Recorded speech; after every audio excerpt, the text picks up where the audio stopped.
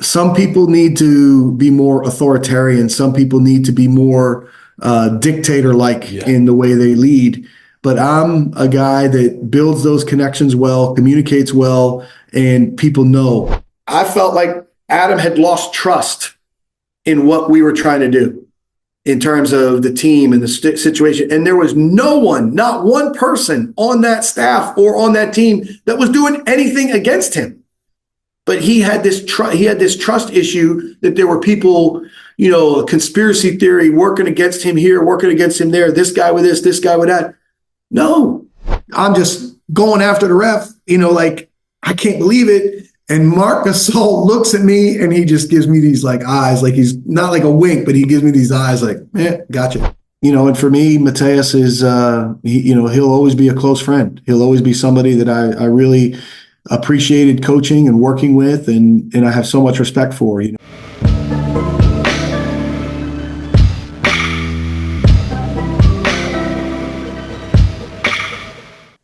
Hello, Coach. Big thanks for joining my podcast. It's a great pleasure that you find the time to talk, and I'm looking forward to hear your stories. Yeah, really appreciate you having me on, Michał, and look forward to telling some Polish national team stories and reflecting a little bit on a great time. First, let's start with things that are happening right now. I mean, your work in Canada, in Winnipeg. Tell me, how it's like to work in Canada, because for average basketball fan, Canadian basketball is like Toronto Raptors, and many people don't even know about the Canadian basketball. So tell me, how it's like to work in Canada, and how would you describe the level and the style of Canadian league? Yeah, the CEBL, the Canadian Elite Basketball League, which this is my fourth summer in it. It's a summer league, a summer professional league. It's a unique time frame, and it's held at this time because of the weather in Canada and the fact that the basketball does not want to go kind of head to head with ice hockey. It's a really great league. It's into its seventh year now. I think there's 30 plus players who have NBA connection, either played in the CEBL, gone to the NBA. So it's rising, it's developing. I love it. It's a lot of fun. It's similar to the Canadian Football League, where you have 5 teams in the East and 5 teams in the West, and it's all over Canada. So it's a similar league, let's say the NBA or G League. It's more similar to the G League with the talent level. But the organizations are first class. Our organization here in Winnipeg, the owner, David Asper, is a first class guy, runs the organization in a great way. I have tremendous support, great coaching staff. The facilities are fantastic. We play in the Canada Life Center, which is the home for the Winnipeg Jets in the NHL. Great practice facility at Sport for Life here in Winnipeg. So, for me, it's kind of like my NBA. As a general manager and head coach, I'm able to put together the roster. I'm able to organize a lot of the systems and tactics. I absolutely love it. It's so much fun. I've had, 4 great years in the league. This is my third year in Winnipeg, and it's really been a lot of fun. So Canada basketball traditionally has been only about the Toronto Raptors, but I think you look at all of the players that are in the NBA, and there's even been some really good Canadian players that have played recently in the Polish league.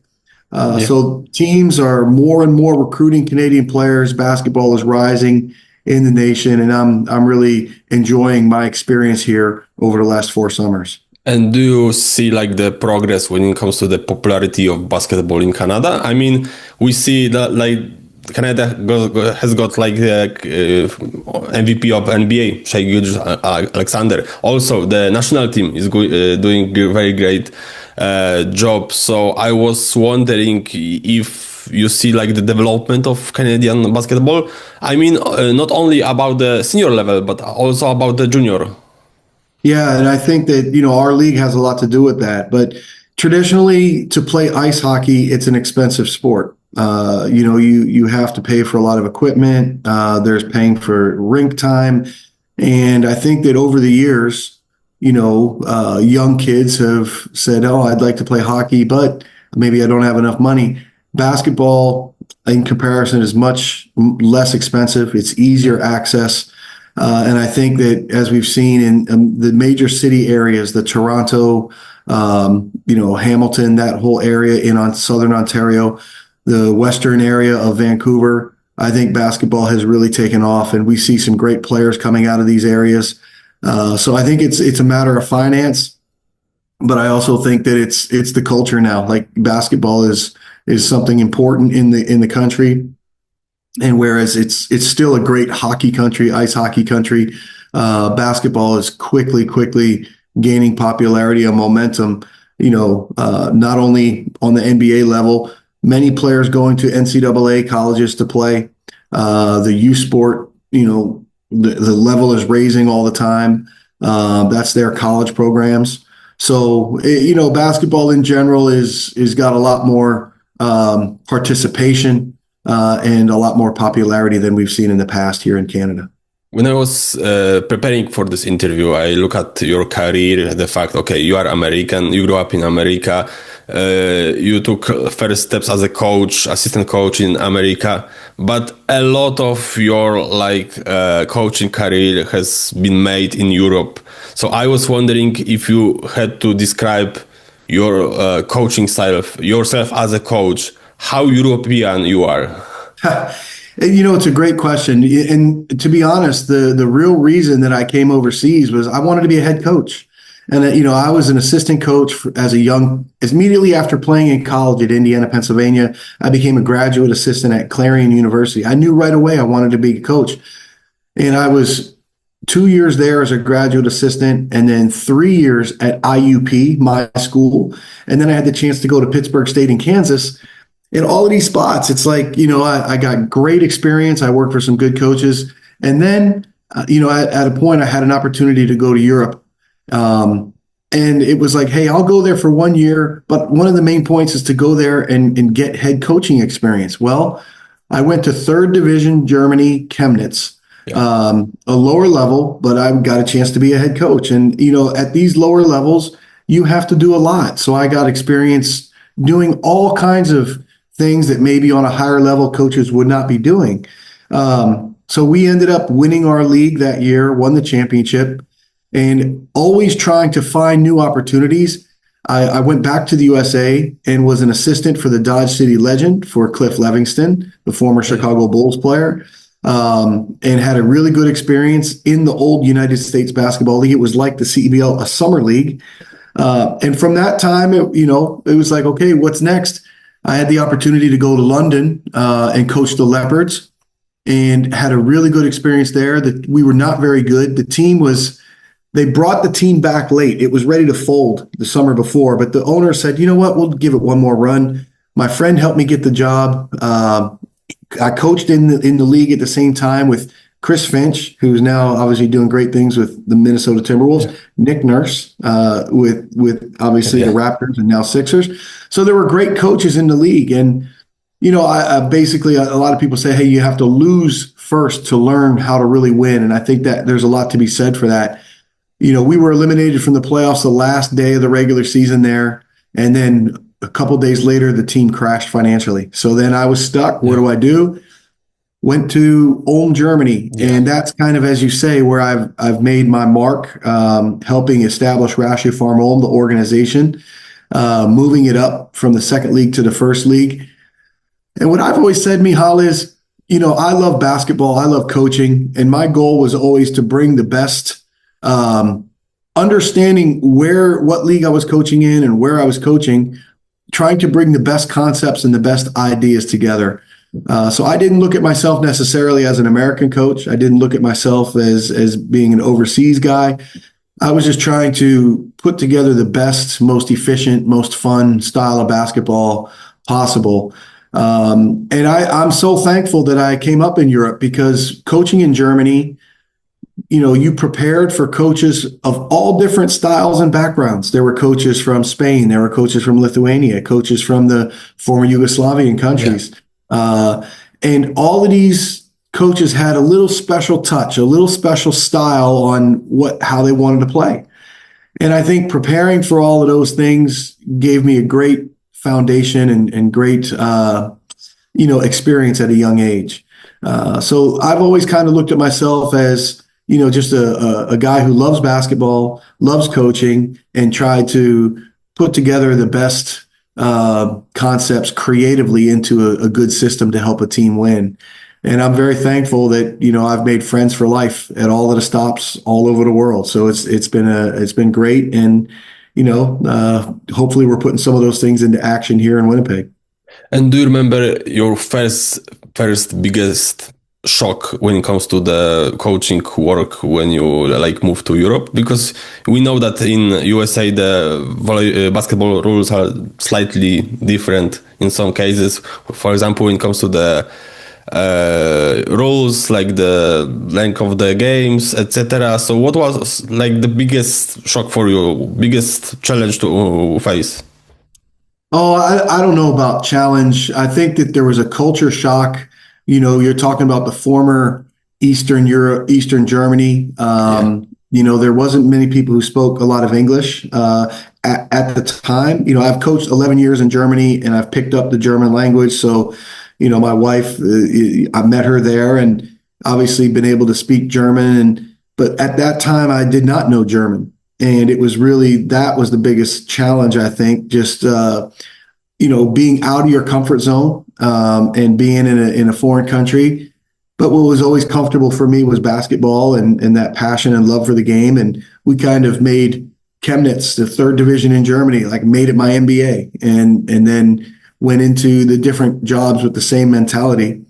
But there was no doubt learning German and speaking German made the whole experience easier. You could express yourself, you could communicate, you could enjoy things that were on television or a movie, and I think that this was a big step. In terms of coaching, there's so many little situations that happened. I remember we were on a road trip at one of these small towns, Weiden, or one of these places in Bavaria. And we were playing a game, but there was a indoor soccer tournament before us. So a lot of kids running around, and we got there early. So we sat up and watched a little bit in the bleachers. And then after the kids cleared out of there was a guy with a broom and a bottle of Coke. And he walked along on the floor, pouring the Coke on the floor, and took the broom and just kind of cleaned. It was not a wood floor. It was one of those fake floors. And it was just trying to get the floor sticky for the game. And I'm watching this guy and I couldn't believe it. So there were definitely some eye-opening moments like that. But again, there's so many great memories from the lower levels of overseas and great relationships. And as I said, friends for life that you really treasure.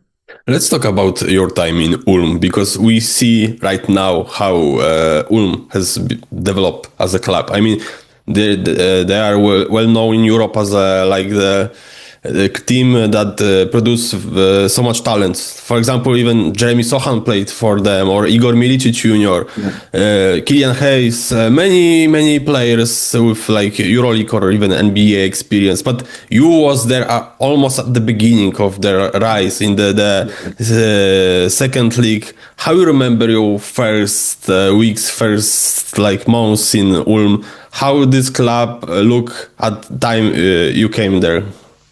Oh, it was a team with great aspirations. I was brought in to try to help the team move up to the first league. And it took us a couple years to do it. But in the process, we had some great memories, great moments. Dr. Thomas Stoll, who is still kind of the main man behind everything there, he hired me. And we had a great relationship there for my time. He supported me tremendously, and we were able to put together, a great roster. We finished the first year. I think we were 26-4. I think we had great runs. We lost to our rival Tübingen in 2 games. There were 3 overtimes, and the difference in those games were 5 points. And that was the difference of us moving up or not. So the first year was a really fun season. We had a team that played up-tempo basketball. We had a short bench, but guys really got along. We had great team chemistry. And I loved the old Sportzentrum Coburg. It was the old school Bundesliga. It was like it was nothing like the Ratiopharm Arena, but there was great basketball culture in the city. People loved it. The team had been in the Bundesliga before, so there was tradition. And we got off to a great start that year, but we fell short. The next year we had great expectations and we loaded up the team. I felt like we had a great roster, but the chemistry wasn't the same.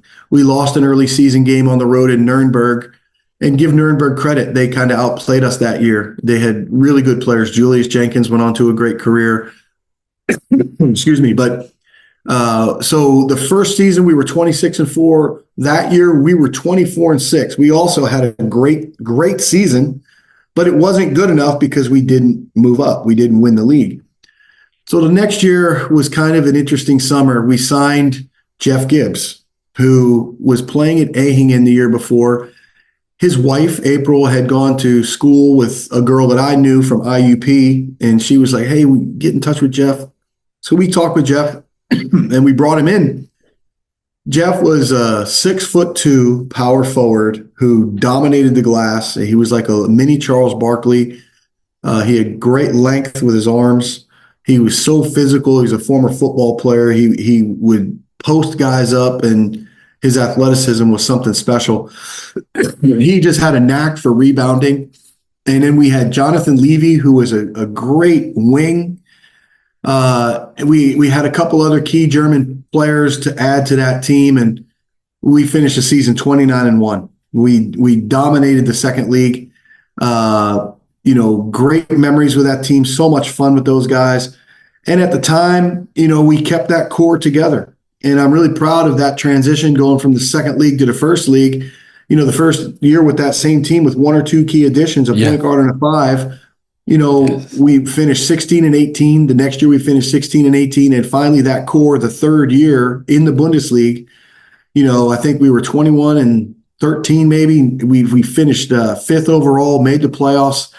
So that was like kind of the peak. It kind of grew. The team that moved from the second league to the first league makes the playoffs. And at that point, we had brought in Drew Joyce, of LeBron James's former team. He played also in Poland later. Yeah, yes. So Drew was he was our floor general.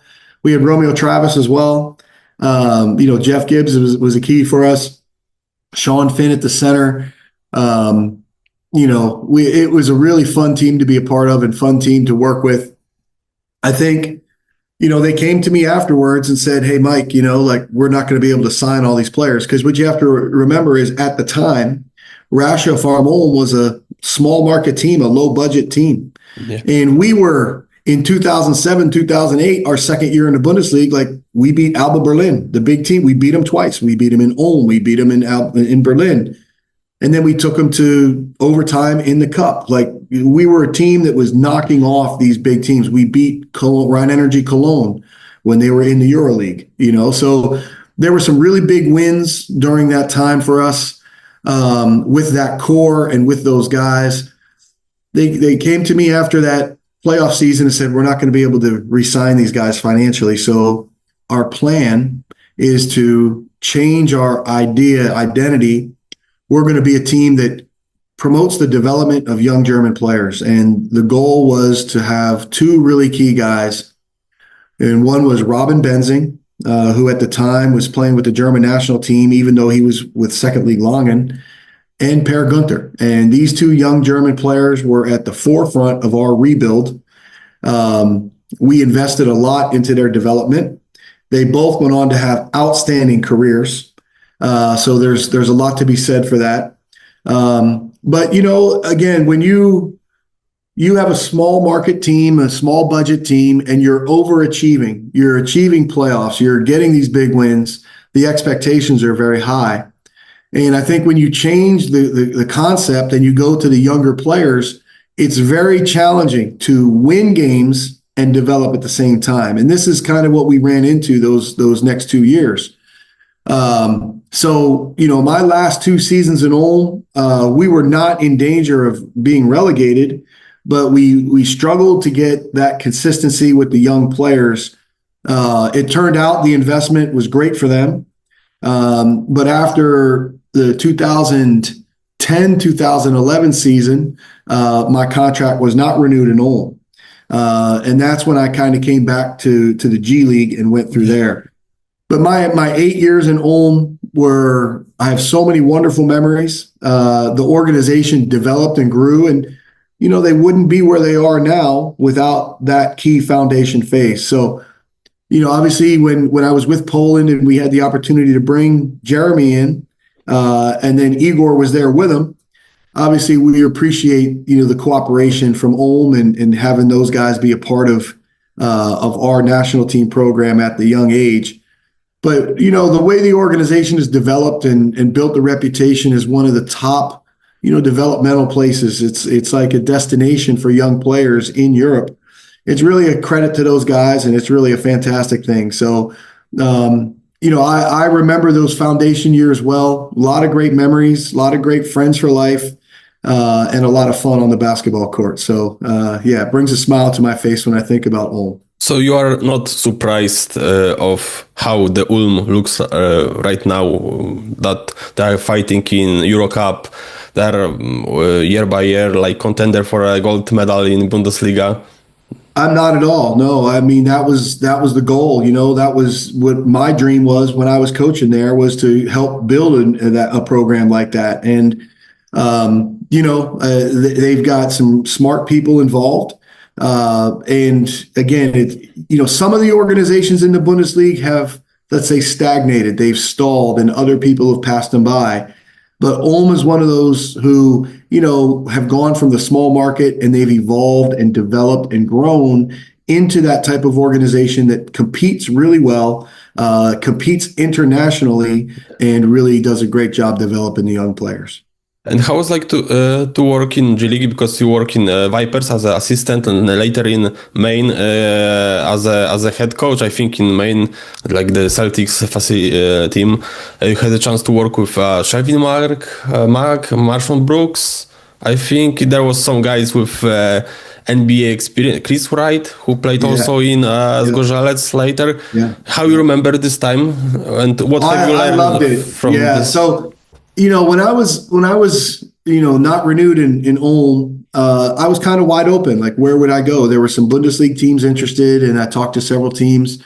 But I also had a lot of friends who were coaching in the G League. It was the D League at the time, NBA Development League. And they said, Mike, come back. So I had actually my friend Will Voigt with the Bakersfield Jam. My friend Jay Larinaga, who was with the Erie Bayhawks, he was helping me with the Canton Charge. Nick Nurse had left the Iowa Energy for the RGV Vipers, but Nick, I knew him from, let's say, the British Basketball League time when he coached Brighton Bears and I was the London Leopards coach. Nick was really, really helpful to me. He got me involved as a finalist for the Iowa Energy job, and he held the assistant spot at RGV for me. Said, hey, go for all these head jobs. If you don't get it, come coach here. And Will Voigt was the same way. He's like, hey, if everything doesn't work out, come to Bakersfield. So I had some really good friends who were helping me at the time. I ended up in RGV as an assistant for Nick Nurse, and I learned so much that year. The rocket ball philosophy, at that time it was really up tempo, and they were not shooting mid-range shots. It was the type of shot creation they were working on and the pace of offense. So it was a really great learning experience. And then, Nick was like myself, an overseas coach for many years, so we had a lot of those things in common. And he had been in the G League for let's say 3 or 4 seasons, I think, in Iowa.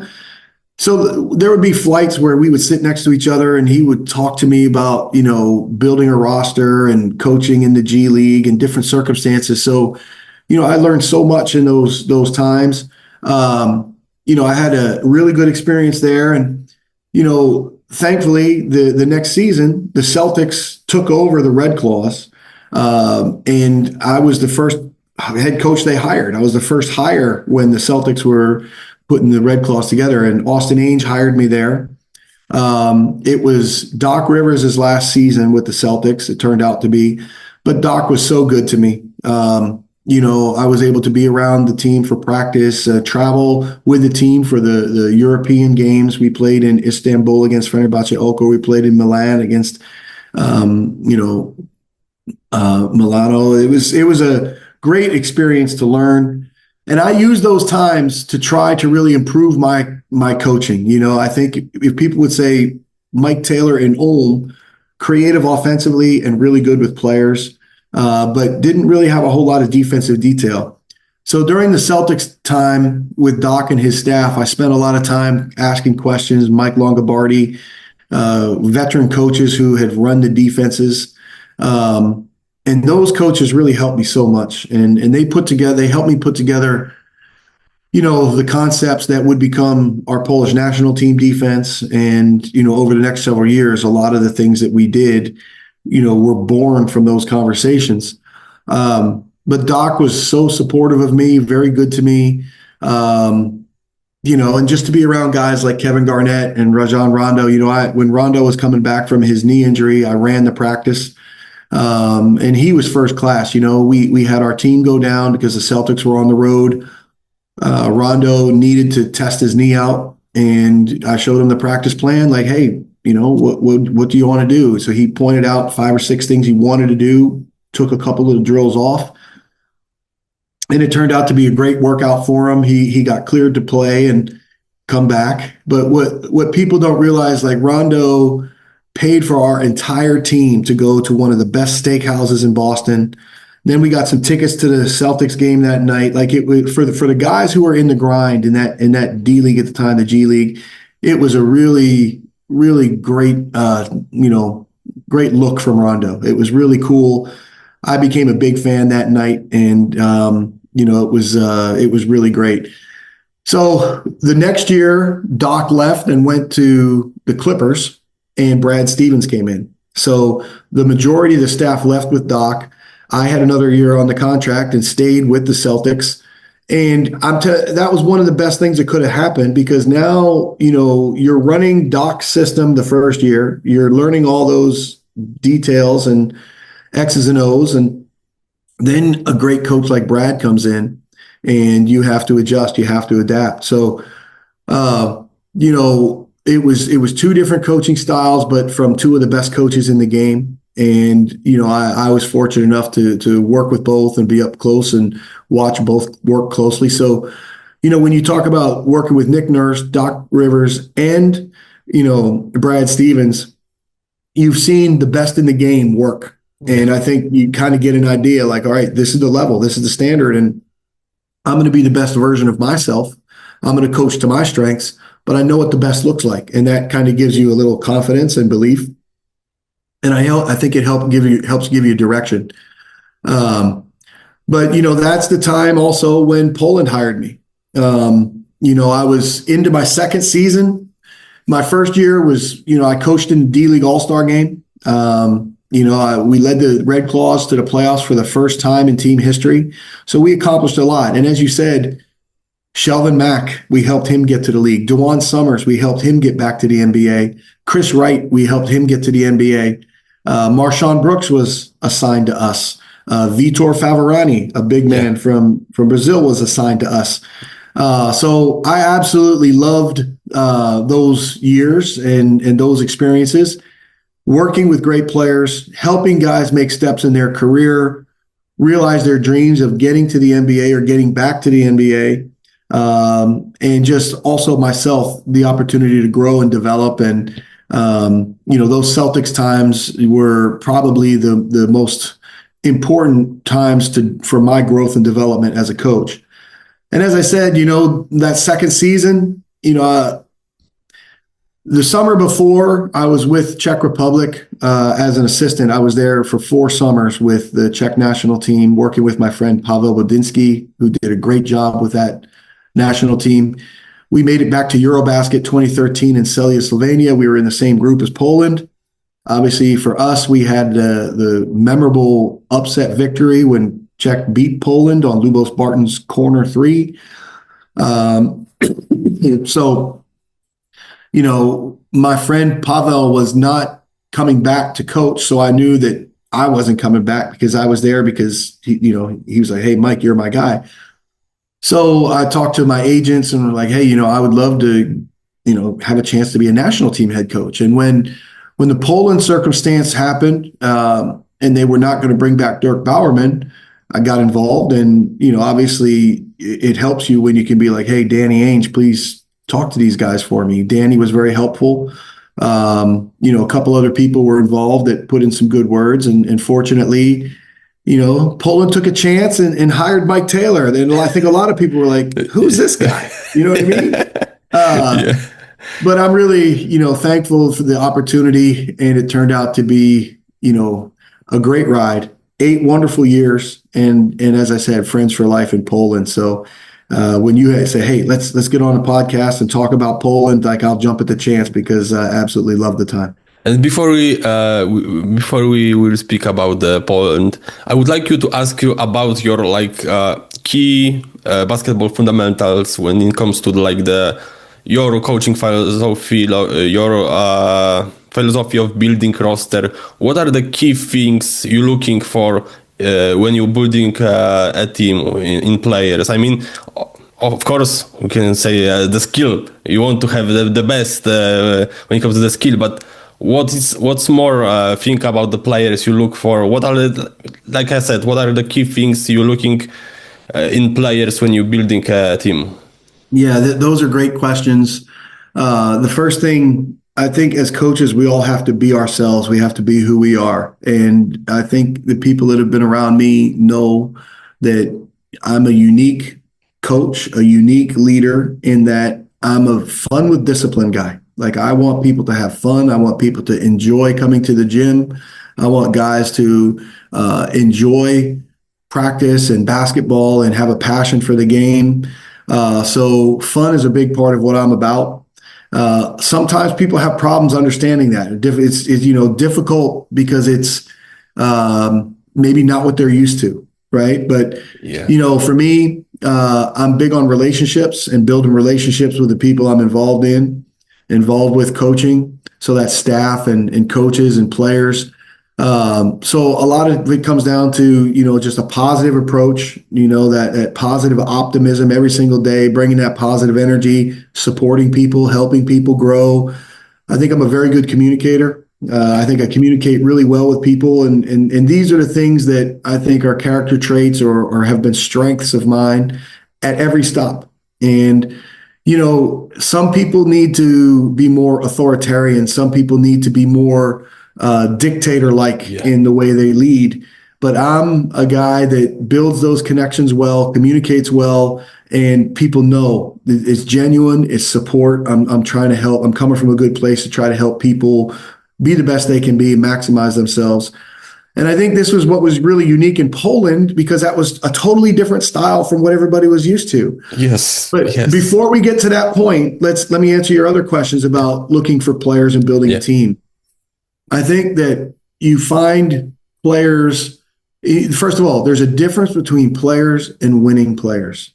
And there's guys that are super talented out there, but they're not about winning. There's guys that are super talented, but are not about the team. So I think the character is really important. And you need to understand, you can believe or perceive a player to be a winning player, but when he's with you, he doesn't act that way, behave that way. So you have to trust your eyes as a coach. And when you know a winning player, a player that, you can connect with values wise, and he's going to help your team win, and he's going to, be committed to the team effort, and, he's going to stick with the plan. He's going to be coached. He's going to go, support his teammates and not make it all about him. When you can find the elite talented players that are also winning players, they're gold. They're gold. I think that you have to look at a roster, and the big thing in the North American game right now, everybody's talking about pace. Everybody wants to play fast. Everybody wants to have interchangeable positions and switching lineups and all these other things. I still believe that there is a place for a true point guard that understands how to run a team, how to move the ball, how to distribute, how to organize, how to control the tempo. That true point guard is critical. I think that you need to have position delineation. Who's playing what way. Your power forward can't play like a two guard. You know what I mean? You have to have the traditional five man. I think that ultimately, it's important that you have a team that can create advantages. And the easiest way you can create advantages is that one-on-one physicality, throw the ball in the post to this guy, draw the double team. But I think that, the way I like to build a team, you need to have post-up guys that can create advantages in the post. You need to have guards who can play pick and roll, and preferably someone along with your point guard. And then also, too, the size for position is critical. I think size and length is really important in basketball. But I think, you can't get too caught up in playing faster than your team is capable. And I think that's a mistake a lot of people here in North America make. They see the NBA teams like the Indiana Pacers right now playing tremendously fast, but they have players that can play that way, players that are built to play that way. So it's not good offense if I come up the court and get a shot up with 3 seconds and there's no offensive rebounding. If I shoot a contested three just to play at pace, that doesn't make sense, right? You've got to still have the shot quality. You still have to have the type of offensive possession you're looking for. So I think that as a coach, you try to build your roster according to the strengths of your team, find those winning players. That's what's going to put the team over the top. But I still think there needs to be some definition between positions, especially at the 1, the 5, and the 4. So these are the things that we try to do. I also try to work in different lineups. I'm a lineup guy. I like to have a lineup from your roster that can match up big and a lineup that can match up small. So these are some of the things that, you think about as you're building a team and the players you're trying to sign. So how do you see yourself in today basketball when, like you said, it's almost all about pace, all about 3-pointers. We see how the Warriors change, like the basketball, not only in NBA, but globally in the entire world. And, I have so many friends that said, oh, I wish we have old school basketball again, all the Pistons from 2000s and stuff like that. But we see how many 3-pointers everybody shooting that. Coaches now looking for the centers that can shoot free. And do you like how basketball was evolving? So I think the key for everyone is understanding, where you're coaching and where you're playing. For example, the European game is different than the North American game. So what's the North American game? The NBA, right? And I'll give you this experience that I had. I was asked to help the young coaching staff for the Basketball Champions League America Brampton Honey Badgers. Sheldon Kissimmee, a young coach, was named the head coach. And the league, it was a collection of all the CEBL players that were going to play in the Basketball Champions League Americas. And they said, Mike, would you help our coaches? And I'm like, yes, definitely. I want to do that. I have all these experiences in Europe, all these experiences in different places. I don't have many experiences in South America. So I'd like to add this to my, experience and career. So I'm helping the young coaches. And, it was just around the time the Raptors won the NBA championship. So the idea was we're going to play the same defensive concepts as the Toronto Raptors. So that meant our fives, centers, were staying in a drop, right? The NBA, why do the fives stay in a drop, right? They stay in a drop because they're playing the analytics game. You're trying to force guys into mid-range, pull-up jump shots rather than, open yourself up to rotation because you're in a hard show, for example. However, when we played these teams, we played 6 games. And we played FIBA rules, right? Yeah. We did not have impact at the ball at the point of attack with a show or a trap or a switch. We sat in that drop, and these teams, good teams, right? Basketball Champions League level teams, 30 assists in every game. 30 assists. So the point was, you're not going to take NBA concepts and put them in the FIBA game because it's a different game, right? You have to understand what league you're coaching in. So, if you give FIBA guards who are strong and smart and team-oriented, it's not just one-on-one to score or two-on-two to score. I'm reading where's the help. The low man's pulled in.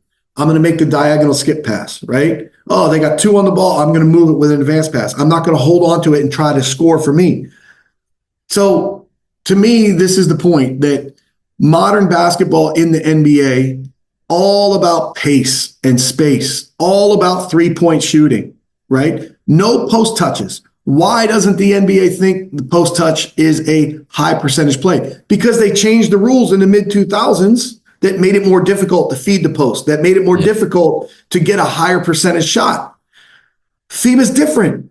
FIBA is a different style. And all of these things, you have to understand, where you're coaching and what you're trying to accomplish. So just to simply say, and this is what happens in the USA right now at lower levels. Oh, the Boston Celtics play free flowing and they shoot all these threes and they play fast. I'm going to teach my youth players to play like that.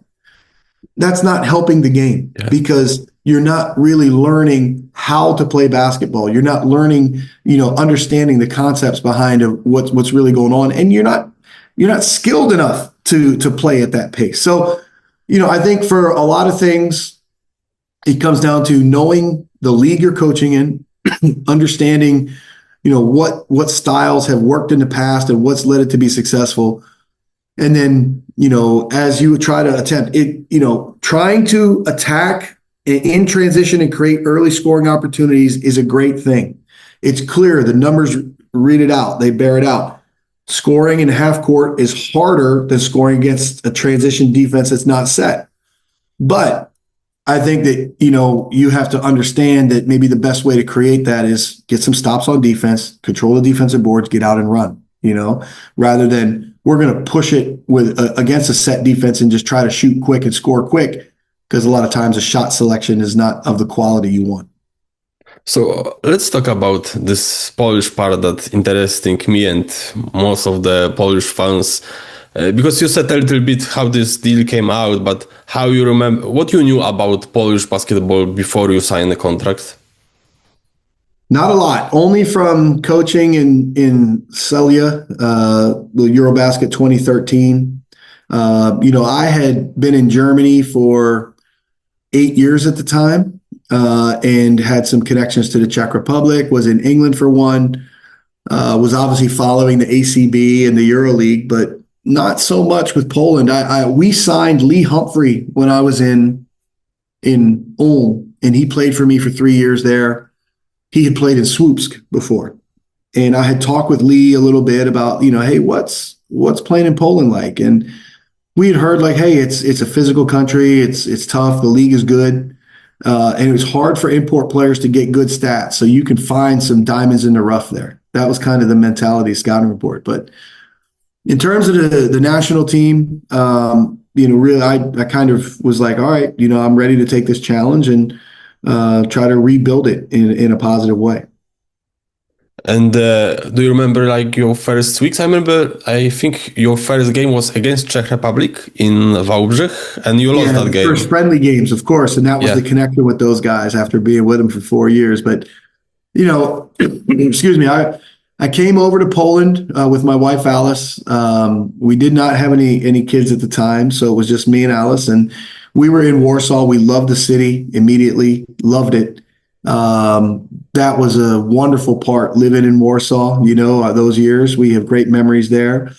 And I remember, obviously that first year, I think it was kind of a wait and see attitude from a lot of the guys. I think some of the players were hesitant to be involved. I think everybody was frustrated with how the Eurobasket 2013 had gone. For me, I was fortunate enough to be there at the time where Mateusz Panika was able to establish himself. He was able to, as a young player, be a part of that rebuild as a key guy. We had Przemek Karnowski, who was, developing. He was still playing at Gonzaga, and he was the next big center. Sorry about that. A lot of calls here. So we had Shemek Karnowski, a lot of good young guys. But I think it was key guys like Łukasz Koszarek or Maciek Lempe or Marcin Gortat, the big name players at that time. They were not really, ready to jump in on board with a new coach. They kind of took a step back and said, what's this guy about? So that first year, obviously, Mateusz Panika was key. Adam Waczyński was key. Robert Skibneski ended up being one of my favorite guys from Poland as a point guard. He was a great floor general. And I think he's an example of a player who had played for a lot of different coaches. He had seen a lot of different systems and things basketball-wise. He had seen coaching styles. And he absolutely loved, let's say the NBA style that I kind of brought. It was the positive coaching, the relationship building, the communication was something that was very different from, all the different coaches he played for in the past. And he was really intrigued by it. And I likened, Skiba to, he was like Peyton Manning, if you understand American football. Yes. Like a guy that was so smart. If you gave him structure and gave him a system where he could manipulate and he could call plays and we gave him that structure and he just ran with it. He loved it. He did so well. So we had a really great connection there at the beginning. And I was really proud of our team. We kind of made Walczyć our training camp home. Yeah. And I've got so many great memories of working with the guys there and being there. Obviously the first games against the Czech Republic, but what I really remember is the way we handled that. It was before the in-season windows. It was a traditional time, couple week training camp, maybe 3 weeks of tournaments, and then you play your official games. And our first game was home in Torun, and it was against a good German team, Dennis Schroeder and some of their veteran players. And I was really proud of the way we played. We were behind at the end. Panika, got fouled, made 2 key free throws, gave us the lead. And then we came up with a big defensive stop, Schroeder missing a 3. And we ended up winning, I think, by 1 point. So, that was great. We went on to have, I think we beat Luxembourg or we beat these guys. Then we lost a game in Austria at the buzzer, and that was a little disappointing for us because we felt like, hey, we need to take care of these guys. Yeah. And then that put a lot of pressure on the return game in Bonn, Germany. And that was one of my favorite games because of the way the team responded. We made a couple defensive game plan adjustments. We wanted a hard show, some pick and rolls with Adam Rasaniuk. But guys like Mateusz Panika, Adam Waczyński, Skiba, all of these guys, they made so many key plays. Aaron Sell, they made so many big plays for our team. Shemek Zamoyski, all of these guys, they stepped up. We won a huge win, and then we came back, took care of business against Luxembourg, and then the great overtime win at home against Austria that first year. It was in Lubin, not Lublin, Lubin. But that first summer was, I think, where people started to be like, hey, we like this new coach. He's positive. We're having fun. We're enjoying it. We're doing great. And I think that kind of set the table for Eurobasket 2015 with, Koszarek wanted to be involved. We ended up getting the passport for AJ Slaughter. Yeah. And then, obviously Marcin Gortat was a big part of that run as well. So it was the beginning of what was a great run. And tell me, how was to build a relationship with this experienced guy, like you said? Because when I grew up, it was like before you came to Poland. I grew up with the feeling of hearing the stories that Gortat and Lampe can't play at the same time on the court. Like there are two like alpha guys that only one of them can be on the court. So how was like to form a team with two great big guys that played at the top level? Because at that time, Gortat was in NBA, and I think Lampe was playing in Barcelona, like top EuroLeague teams. So how was like to combine this quality and put this all big names in one team? Well, if I'm just honest, I think that we saw Marcin and Maciek try to play together in Eurobasket 2013, and it had mixed reviews. So take away the personal side of it. I've seen those guys interact together. I did not notice anything, let's say, that was going to be really bad, So I think theoretically they could work together. I just felt like there was a lot of duplication in terms of their play. And I think neither guy would want to be coming off the bench. I think that could be a dynamic that would be difficult for a team. So even during my run, we either had one or the other, right? And it wasn't because of conflict. It wasn't because of personality. It was only because we felt like, the dynamic of having those two guys on the court positionally, they're both 5-man defenders. They both have to guard fives. And offensively, I think you could play Marcin as a 5 and Maciek as a 4 because Maciek can shoot and he can do some things. But I just felt like in the best interest of our team, we wanted to get away from the star mentality. And the star mentality was, we're building it around Gortat, the NBA player. We're building it around Lampe, the NBA player. No, we want to build it around the Polish national team.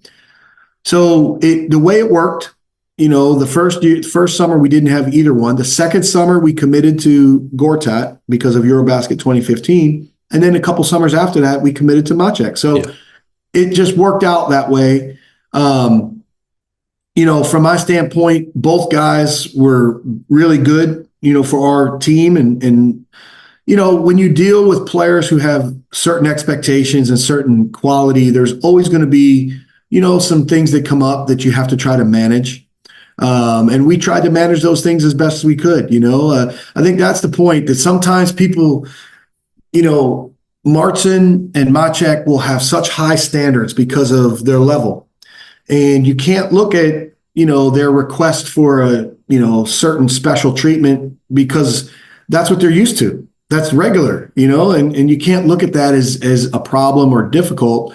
I think you just try to cooperate and work together with people and try to, help them understand, like, okay, this is what we can do and this is the best situation. But I never felt like there was an intention to try to pick one or the other. It was always like, all right, we want to try to build the best team we can, and we want to try to stay away from the star mentality, meaning we want this to be really about the national team.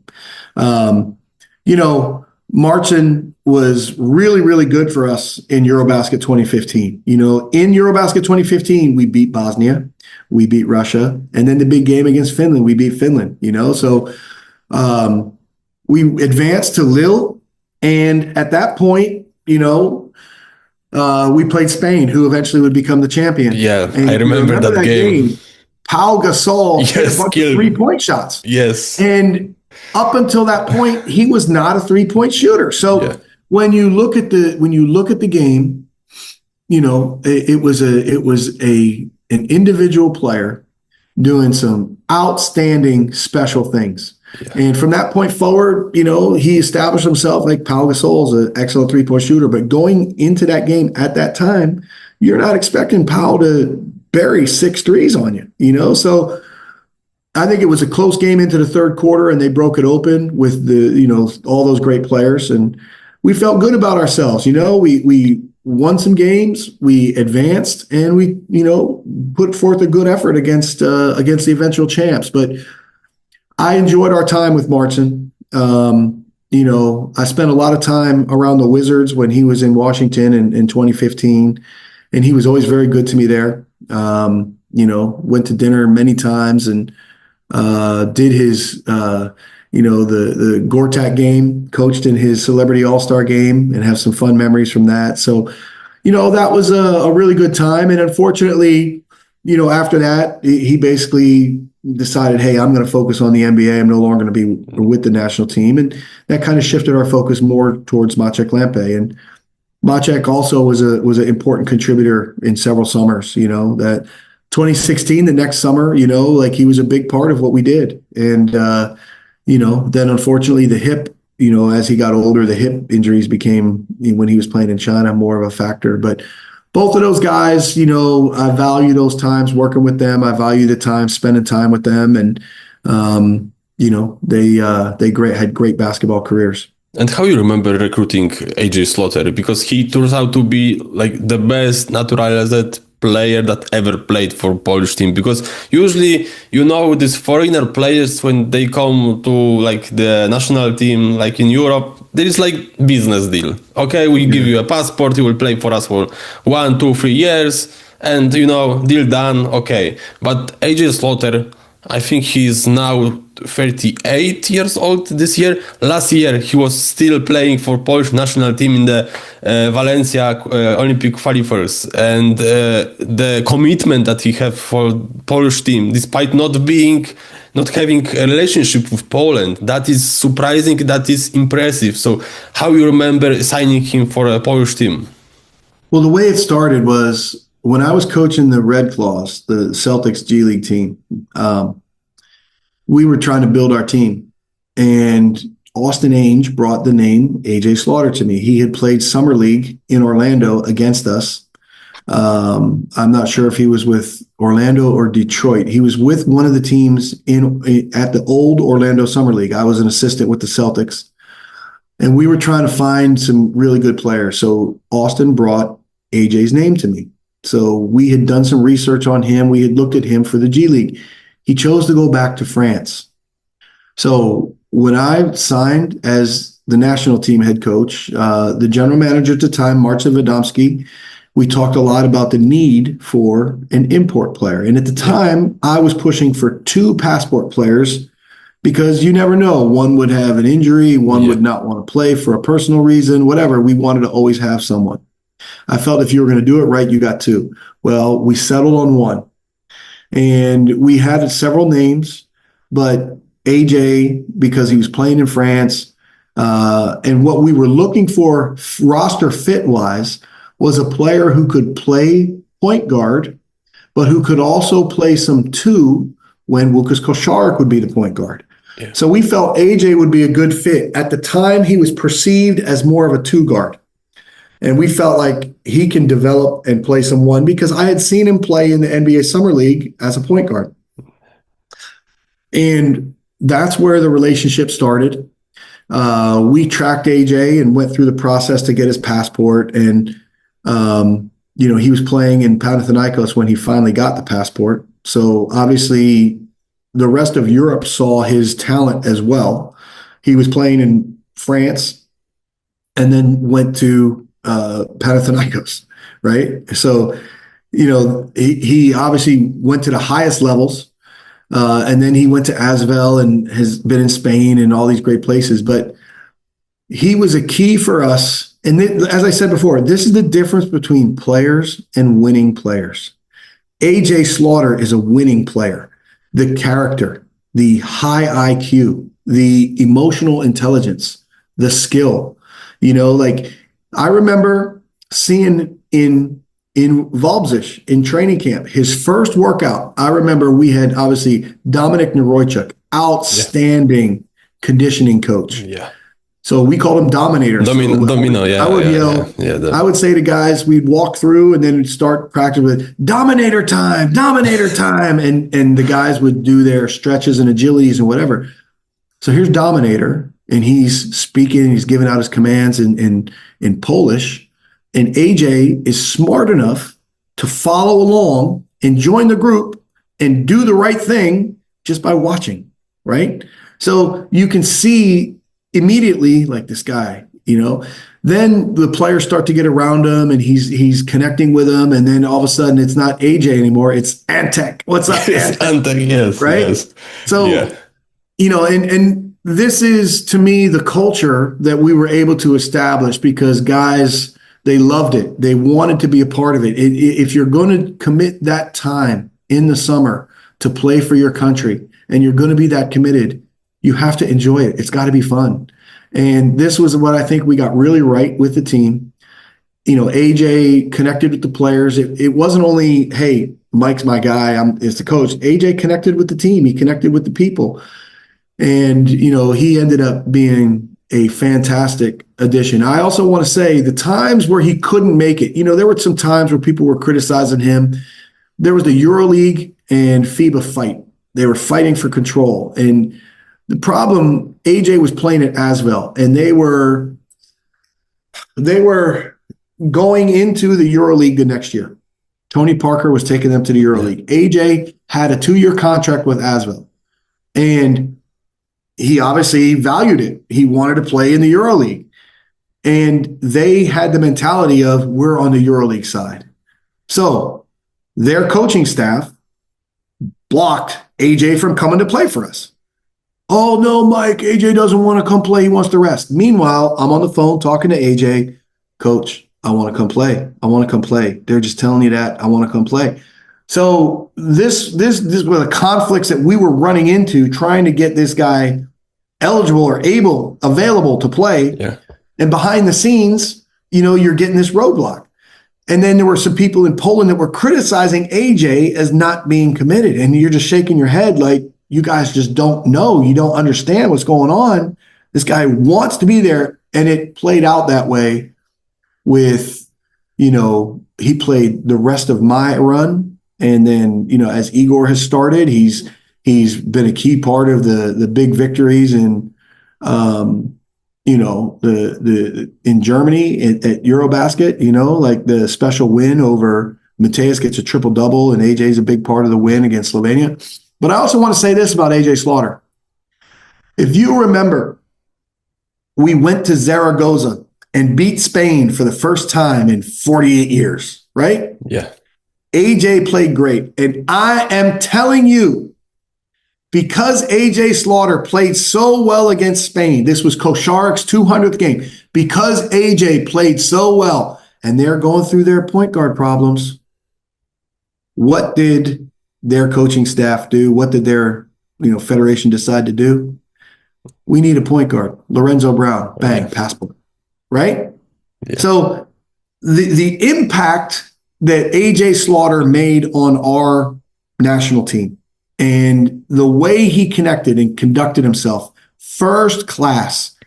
It's textbook. If you're going to give somebody a passport, that's how you do it. Yes. You find a winning player, you find a committed guy, you find a great player, and you commit to him for the long term. And we were fortunate enough to do that.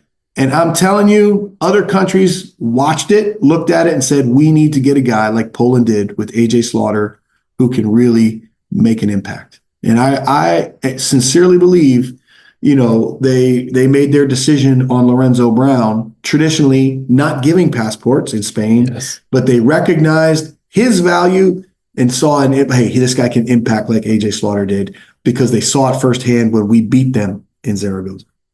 And what was the first moment when you realized that Mateusz Monitka is not just promising a player, but he can be a leader, the star of this team? It was before the World Championship or like... Oh, yeah. So it was that first game, when we beat Germany, where we put the ball in his hands and he drew the foul and he, you know, made the 2 clutch free throws. So you could see it coming. And, you know, we were fortunate to have a lot of good players, you know, like I think maybe guys don't get enough credit, you know, like an Aaron Sell. Adam Waczyński was a big part of those first, you know, few years. He did such a fantastic job for us. You know, he did a lot of things. He was able to handle the ball. He was obviously able to come off and bury shots. Great shooter.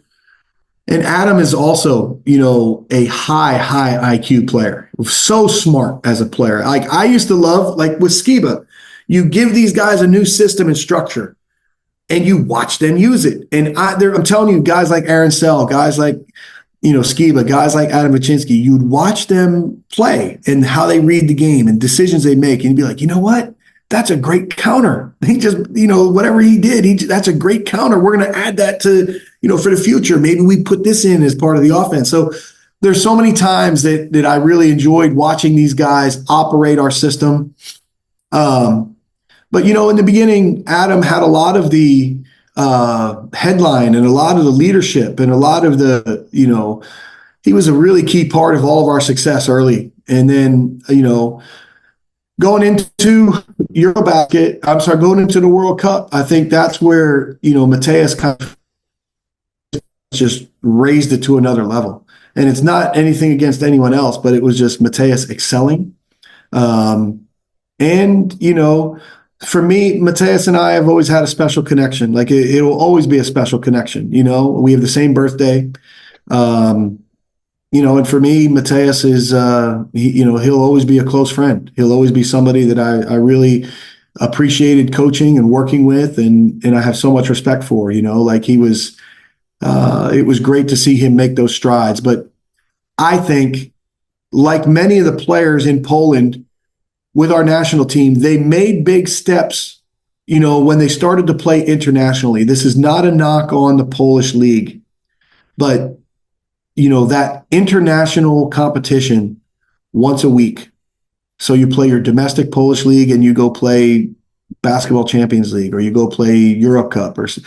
I think when Matthias went to Belgium, it was a huge step in his development. Then he came back to Stelma Zlenogora and did such a great job there. Then he left again, and Spain and Russia and all these great places, Turkey now.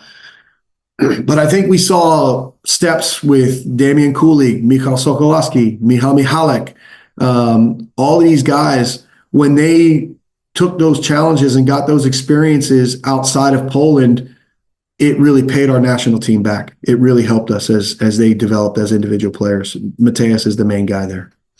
And what do you think when you right now thinking about this tournament in China? What are like the biggest memories you remember? I mean, memories for life, like what I'm most proud of is, nobody thought we could do anything. It was a great accomplishment for Poland to be there. The second World Cup because in history, nobody remembered. You guys are like, all right, you guys made it. Great job. Okay, what's going to happen now? And our preparation was good, but we weren't winning a lot of games in preparation. Like we went to, I call it City X, Xinyu. I got so many funny stories from City X, but we're in this gym. It's crazy. It's all kinds of weird stuff going on, and we're playing Montenegro and we lose. And we have a team meeting at the hotel the next day. And I'm, getting the guys focused and talking about some stuff. But Mateusz Panika takes notes on the whole meeting like he's in school. He takes notes on them. So he's got, I'm like, read your notes. He's got these funny jokes, like it was funny for everybody. But then Matthias and I had a meeting and he's like, hey, it's me and you. It's us. We got to step it up. We got to get it done. Let's go. We were really motivated at the time, and we went to Beijing. If you remember that first quarter against Venezuela, they hit some threes and they were not known as a 3-point shooting team. But we kept our poise, and Michał Sokolowski had a great game, and we ended up winning. And that set us up for the big game against China. And this was, for me, one of the greatest moments and, one of the peaks of the national team. Playing in Beijing, all the whistling and the crowd and, everything they put in to win, everything China did to win. And, we knew they were watching us with video. They were tracking us. They were doing all kinds of things, maybe on the other side of, what's right. But, when it came down to it, we had a very good game plan. We wanted to try to make their guards beat us by pinning it under a lot of screens, pick and rolls. And I think that we controlled the tempo of the game. After they made some shots in the beginning and we made our adjustments at the end of the first quarter, the game changed. And we were able to come back. And you could see Matthias really gaining confidence and making plays, and AJ and Kulig. the guys really competed. So then in the second half, it changed a little bit, and China took the lead towards the end, and it looked like, man, we're going to go down. We're playing the fouling game, and so we put Spaku, Oleg Balcerowski, on the sideline, and he was covering the inbounder, using his length. And, little things mean a lot. The inbounder could not see. He blindly threw the ball, and Panika ran that passing lane and got the steal. Went down and got fouled, and somehow the net ripped. I don't know how it wasn't unsportsmanlike, but, that's the adversity. You're playing on the road. You got to handle it. So Mateus made one of two free throws, and we go to overtime. And then obviously we got a couple big buckets. And then the one that you really remember is, they're trying to pressure us. Damian Kulik pops. They close him out. He does what he does so well, attacks a closeout and gets that reverse layup.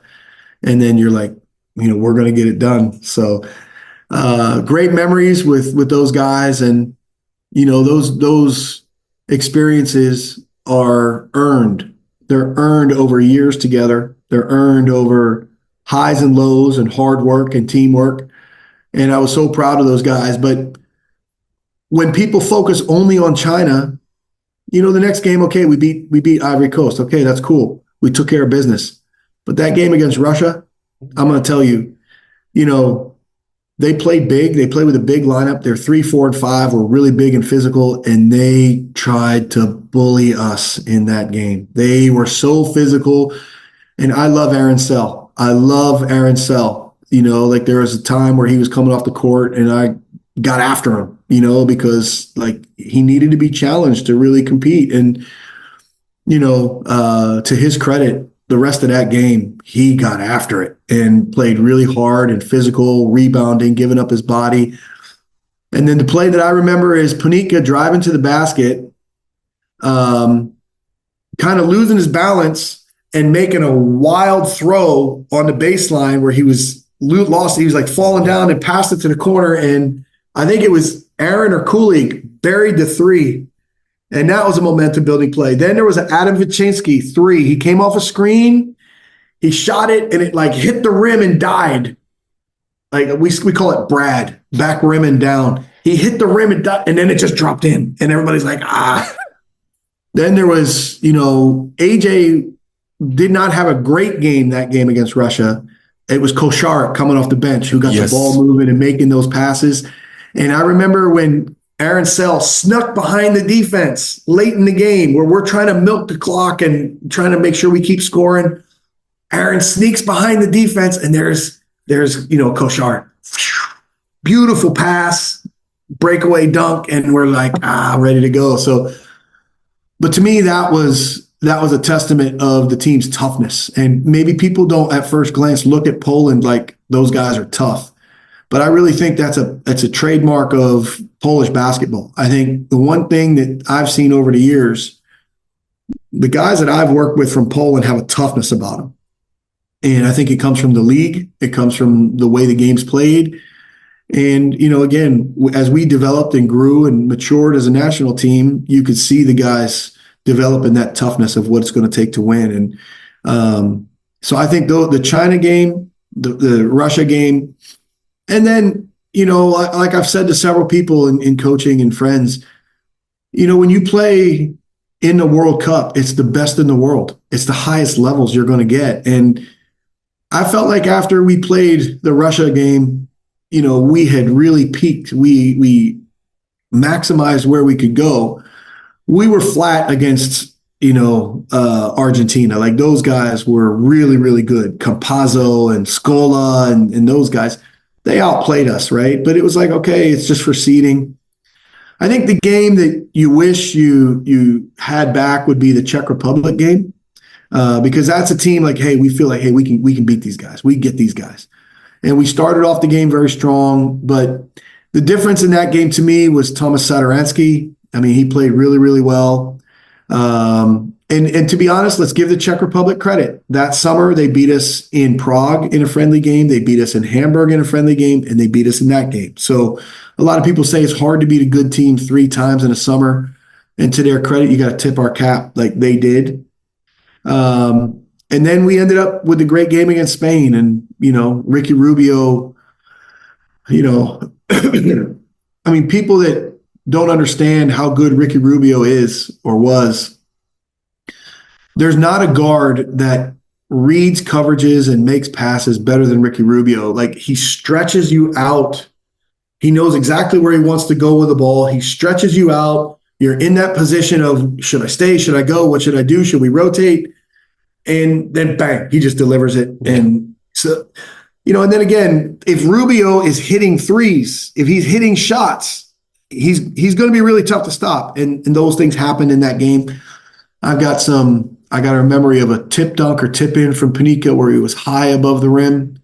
And there was another memory from that game against Spain where Marc Gasol flopped and drew a foul from the ref. He flopped. And I'm going nuts on the sideline talking to the ref. Say, he flopped. What did that tell? Can you make that call? He flopped.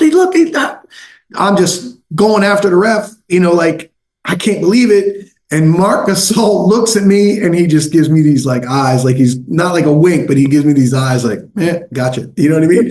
So we're in handshake lines after the game, and I shake his hand and he starts laughing because he knew that I knew, and he got over on the referees. But anyway, and then, we wanted to make sure in Team USA game that we got everybody in the game in the first half, because that's you're trying to win, but you're also trying to make it a life experience for everyone. And I think in the first half, some guys were a little nervous. A lot of the guys competed well.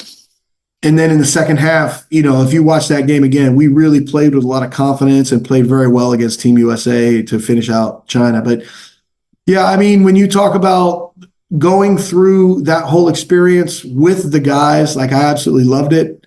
We're in several different cities and played a lot of great games and did very, very well. So to finish 8th in the world in a competitive setting like that, that's something I'll always be proud of. And more importantly, really proud of, the experience, that built up to that, going through it with all the guys. Like, I can tell you, absolutely love so many of the guys on that team. And, the experiences are some of the best that I've had in coaching.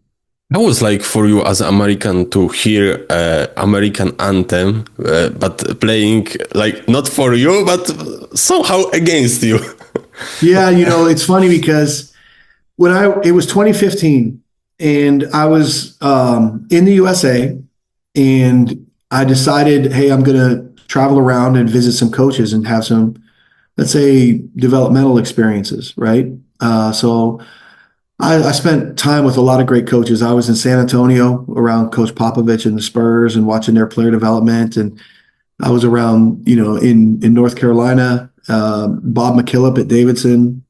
So I was in North Carolina on this trip, and I stopped by Duke. And, my dad was at West Point. He coached under Bob Knight, and Coach K was on those West Point teams. So I had worked summer basketball camp at Duke for several summers. There was a connection there. I had some friends on staff.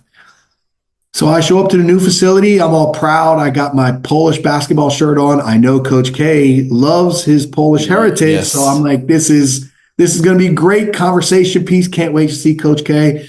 So I'm sitting there.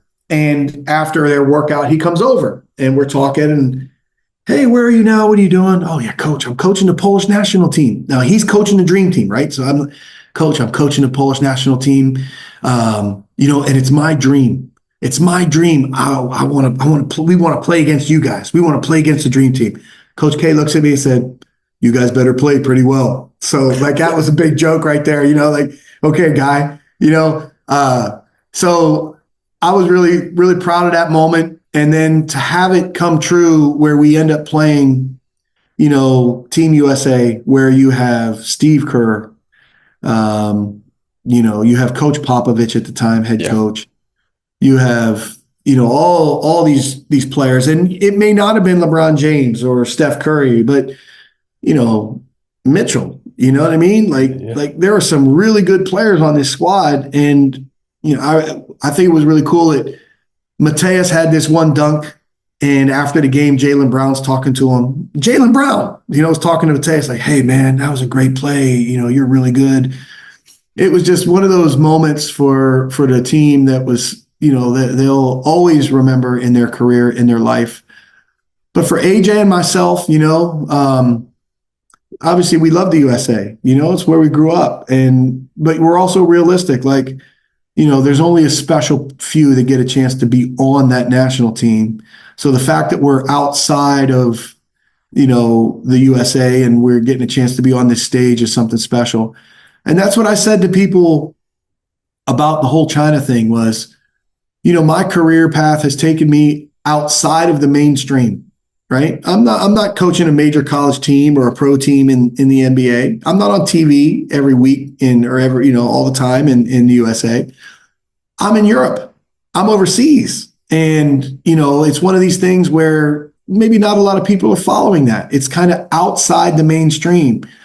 So now you are on that big stage. You are on the mainstream. And that was a special moment for us, for sure. Especially you hear the Polish national anthem and then you hear the USA national anthem and you're like, yeah, this is something nice. And tell me, maybe it's uncomfortable thing to speak about, but when I'm thinking about your time, I'm thinking like I'm looking at this World Cup as like your peak. I'm peak of this team during your time, and from like the 2020 before the COVID. We know what happened with Adam Waczyński. First, before the qualifiers, you decided, not to call him, not to put him on list. And according to the website, you say that he wanted a rest. Then he published this statement.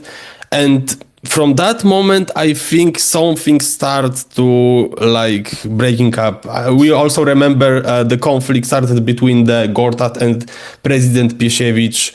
There was later this story with, again, with Adam Waczyński when you decided to give captain role to Mateusz.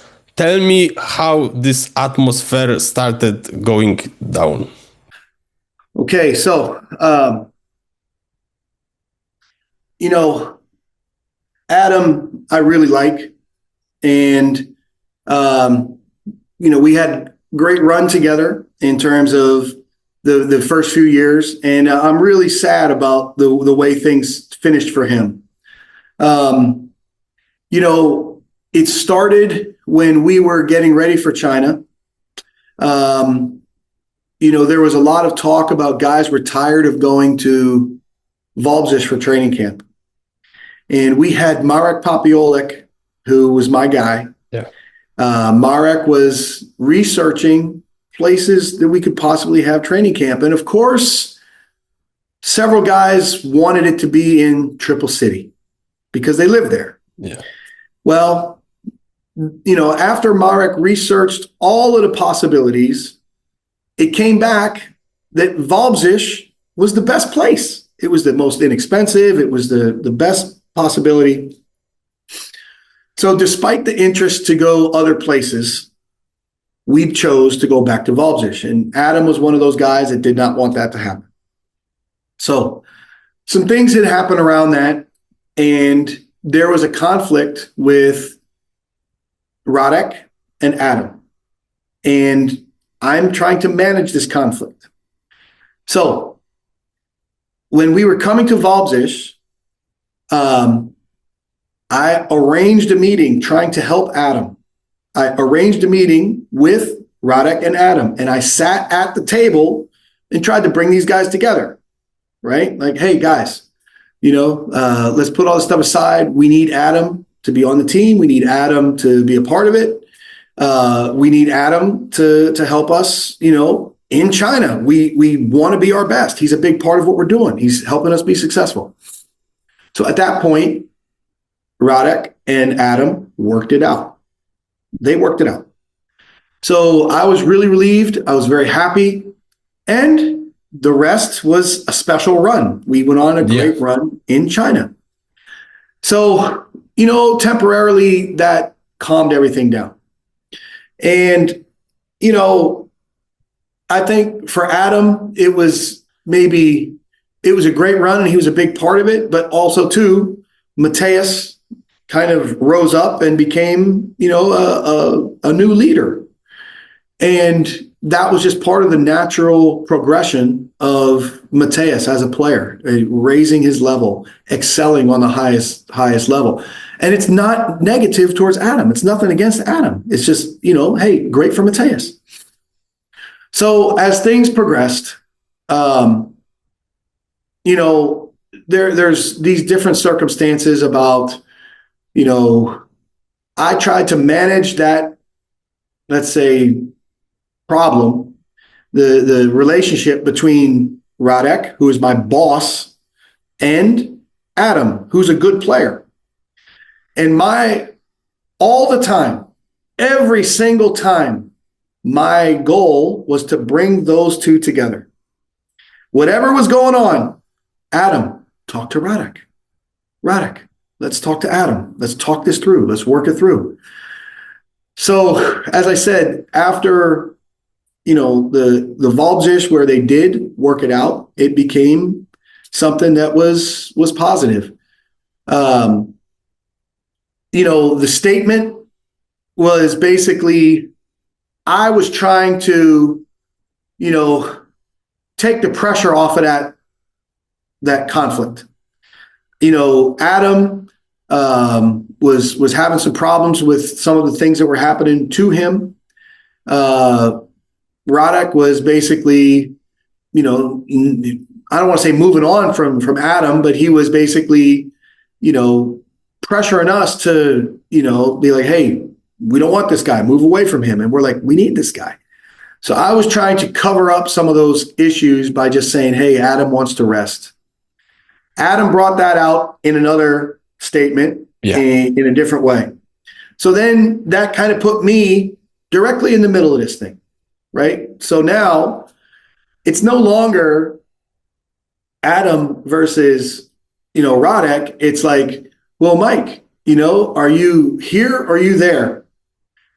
And I can tell you, I had many phone calls, many conversations with both sides.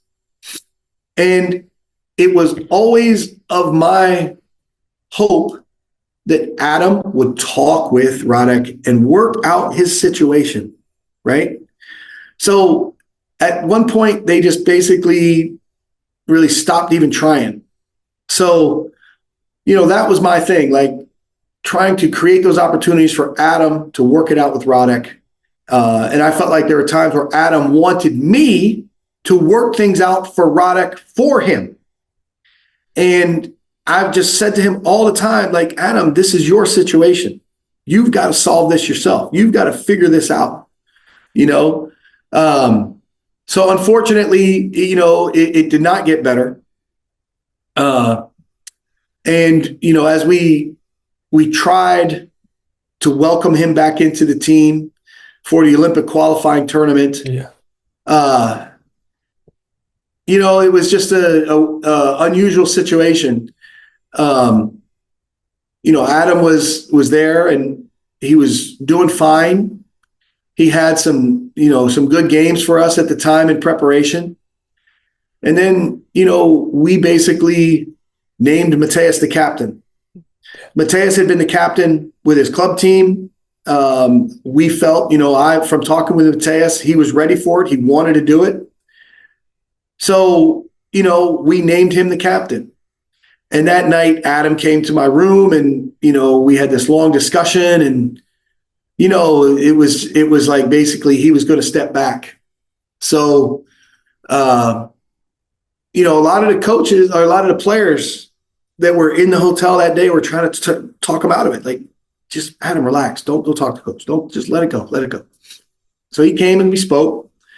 And it just got to the point where, you couldn't kind of read where he was. So, unfortunately, we decided to go in a different direction.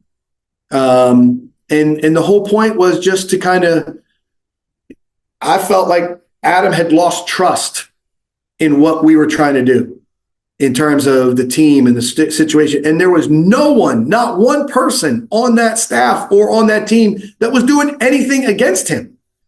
But he had this trust issue that there were people, you know, a conspiracy theory working against him here, working against him there, this guy with this guy with that. No. And to me, I just felt it was better for our team at that point to cut it and work with different people so we don't have to worry about those distractions and we could build up the natural trust within the team in a regular way.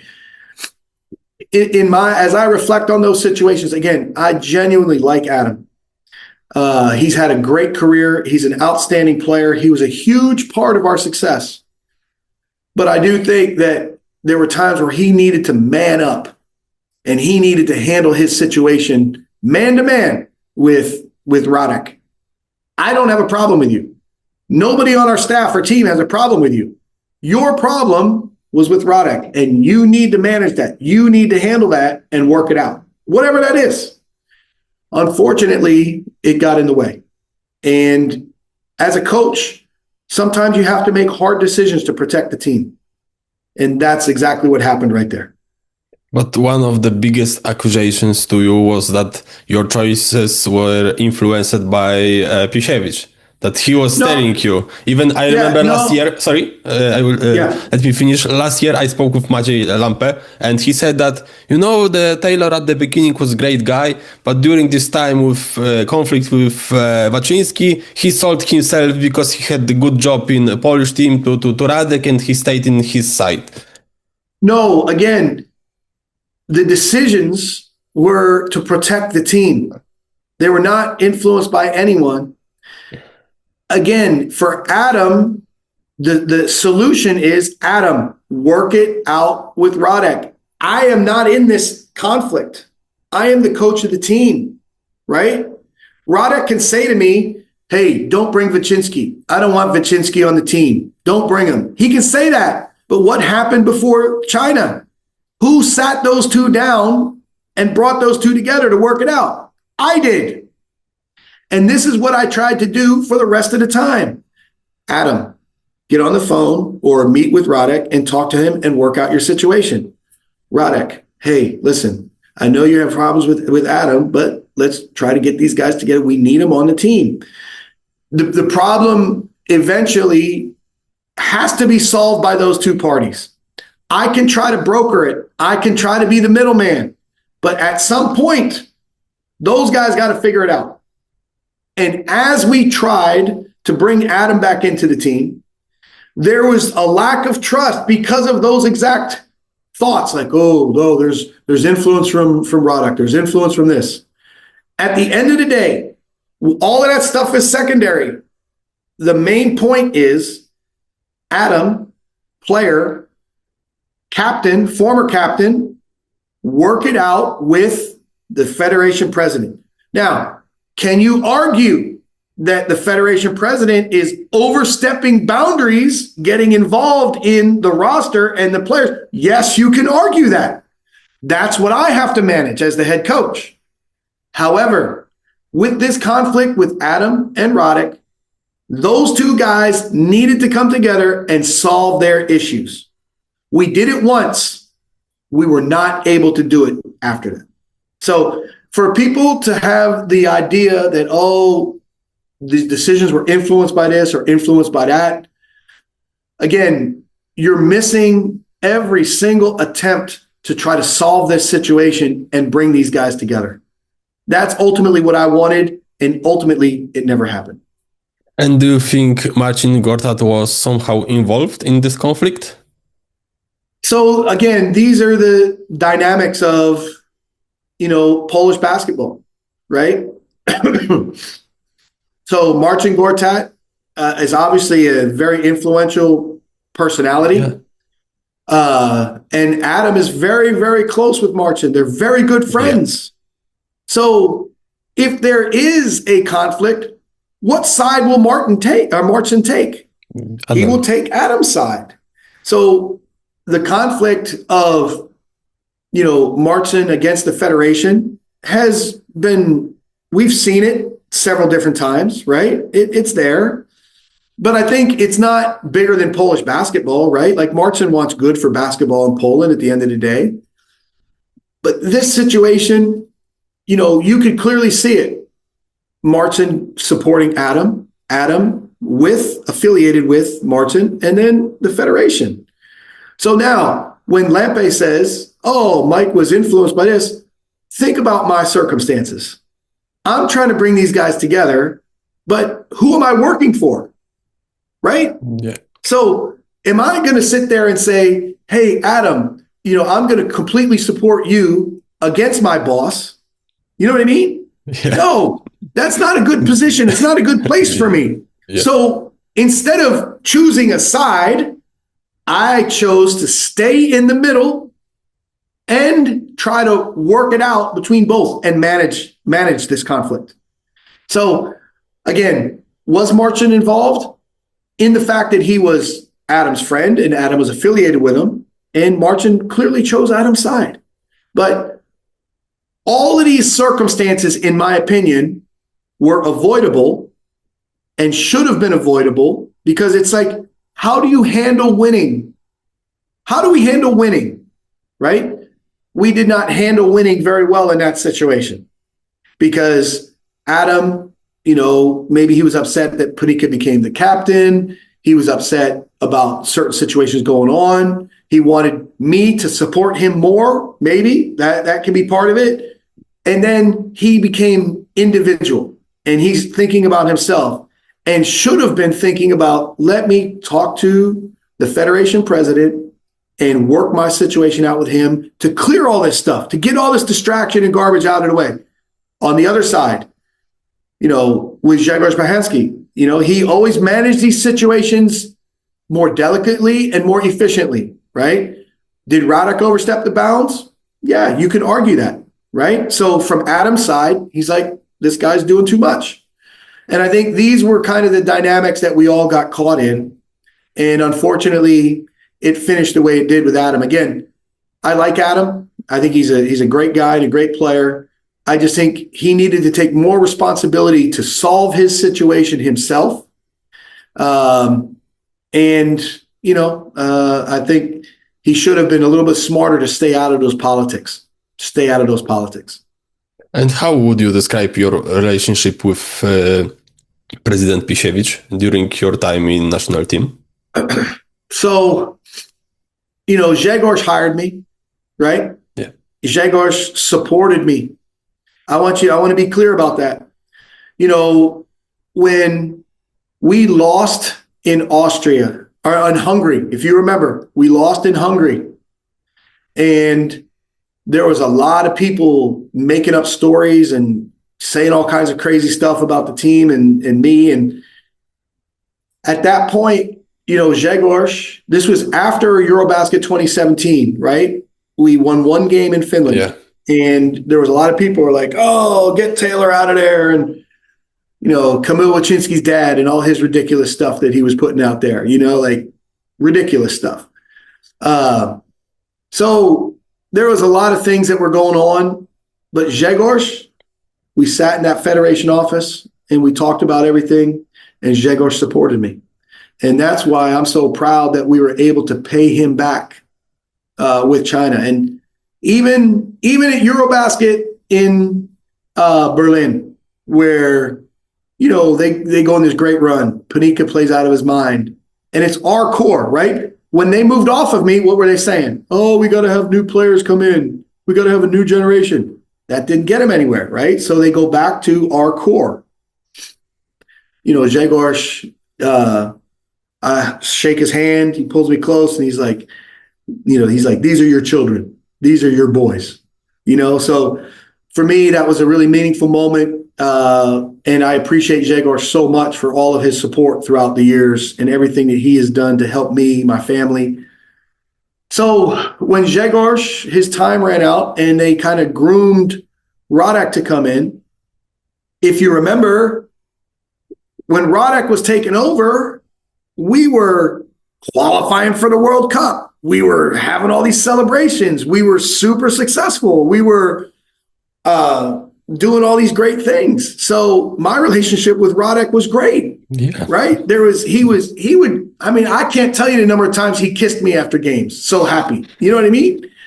So I had no complaints with Radek. I'm definitely a Grzegorz guy because of loyalty. Grzegorz hired me. But Radek was no issues for me, right? At the end, you know, obviously the end is never easy for people, especially after 8 years.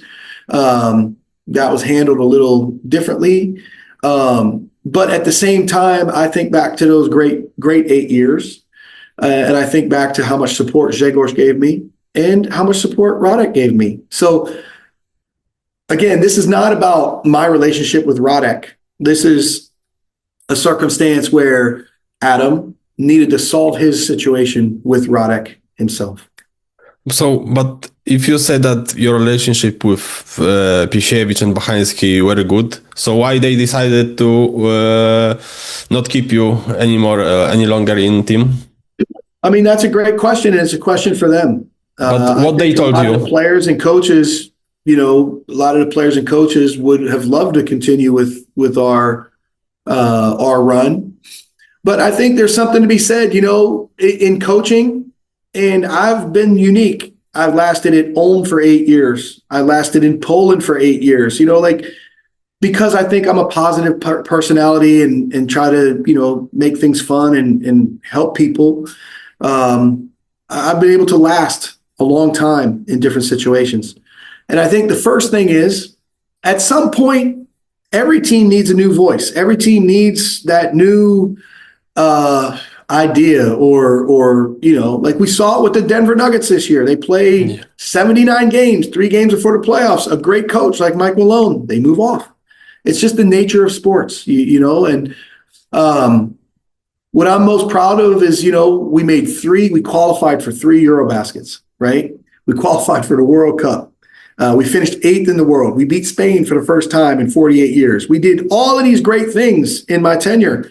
And then after my tenure, that core, those guys continued to be successful. So, you know, these things are great. And again, we're talking about a federation, right? There's big responsibility to be a national team coach and coach of a country. And I looked at it as an honor all the time. And, you know, but at some point, it's going to end. So I'm thankful that my run was 8 great years. And, you know, that was the time that they chose, like, hey, we need to, after this Olympic qualifying tournament, you know, that this is a good time to move in a different direction. So do you take a little bit of credit for this great result in Eurobasket 2022? Oh, I think that, you know, the credit goes into the players. The credit is the players and their hard work together, all of the situations that they've been through. They prepared them. And, you know, obviously Mateus Panika with a triple-double against Slovenia and all these great things.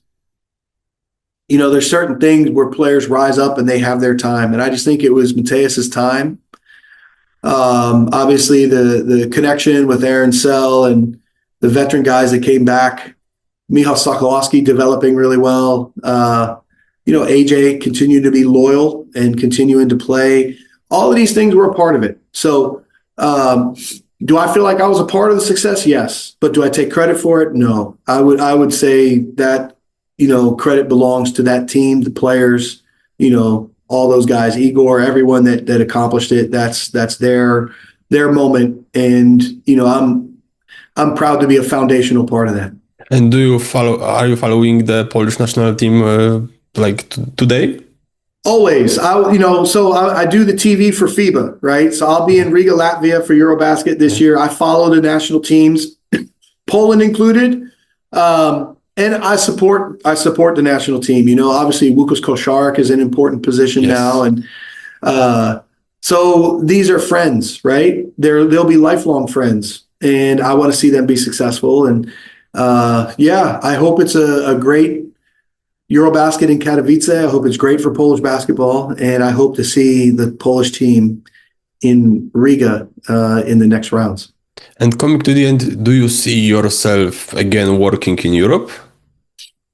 Everything's open, you know. I mean, I'm wide open to see what comes next. Obviously, for me, family comes first. So we've got a great situation in Jacksonville, Florida. My boys are 9 and 5. And, that's what makes the CEBL very, very convenient for me, being a shorter season and in the summer. But everything is open. I want to continue to coach at the highest levels. I love basketball, love coaching. And yeah, I mean, it's funny because a lot of the opportunities that I seem to be, that come my way are European based, and that's friends and connections that the door's open. So everything's open, and we'll see what the future holds. And at the end, because in my podcast, I always ask guests to pick their dream team, but only from the players they worked with. With explanations. So, and you work with some great players, not only in Poland, but in Germany, in USA. So I would like you, to start from the point guard and go by every position. What your team of players you work with will look like. At point guard. So I'm going to say 3 point guards that I love, or that will, okay, so I could put Rajon Rondo on there, right? That could be one. Okay. But let me just say AJ Slaughter and Shelvin Mack. Those 2 guys would be great point guards. Shooting guards, Jimmer Fredette. But with explanation. Explain me why you would like to have Slaughter or Shelvin Mack. AJ, we know Poland saw what he did. He was such an important part of what we did. His character, his personality, he's one of my all-time favorites. Shelvin Mack, because he was just great to work with, and we helped him get to the NBA, and he was first class. Played at Butler, had a great career there. He led our team to the playoffs with the Red Claws in the D League back in the day. So he was also just great to work with. I would also put Drew Joyce in there from Ulm, because he was just such a leader and a floor general. So there's some good point guards for you. Shooting guard. So I got the chance to coach Jimmer Fredette with Team Fredette in TBT. And what an unbelievable talent. He was monster fantastic. In college. Well, he's a legend in college, but his NBA career could have been a lot different. I don't know if people realize, but Paul Westphal, the coach who drafted him, got fired 7 games into his rookie season. And the new coach who came in just benched him, didn't play him. So what he did outside of the NBA was unbelievable. 70 points in China and all this. He's so talented. Some of that TBT stuff was amazing because he would just get going, and what a scorer he was. So he was a great one. Yeah, I mean, there's some great shooting guards out there. Let's move to small forward. Okay. Let's keep in one name, reduce to one name, because it will be easier. I can't reduce it to one name, but let me throw out there Mateusz. Yeah, I would put Mateus on that list for sure. Mateus is, like I said, he's a life friend. He's I'm rooting for him. He was a central figure for our, national team rise. So Panika on there. Power forward, I'm going to say Jeff Gibbs. So Jeff was so much fun to coach in Ulm, and he's still playing in Japan. But you talk about a unique player. He was 6'2". Like our starting shooting guard was 6'3" or 6'4". He was taller than our power forward. But Jeff was he led the league in rebounding and did all these great things. Even in the Bundesliga, all-star player, super physical. There's a great picture of him blocking out 7-foot Patrick Femmerling, Ulm versus Alba Berlin. So Jeff would be on there. And then who at the center? So many good centers. Oh, trying to think. I liked Vitor Favorani a lot. He was fun to work with. Sean Finn in Ulm was a good player. You know who I'm hoping becomes a player on that team is a guy who's going to play for us now. Simi Shitu. So he played in Greece this year. He's going to play for us in Winnipeg. So I would hope that he can be one of those guys, as we go. But there's too many players, too many guys that I like, too many players I've had fun working with to put just on one team. And what about coach of this dream team, Mike Taylor or somebody else? Of course, I'm coaching my team. Like right here, I'm the general manager and head coach of Winnipeg. I'm going to be the general manager and head coach of that squad too. So okay, so a part of staying healthy, what I can wish to you? Oh, that's fine. It's all good.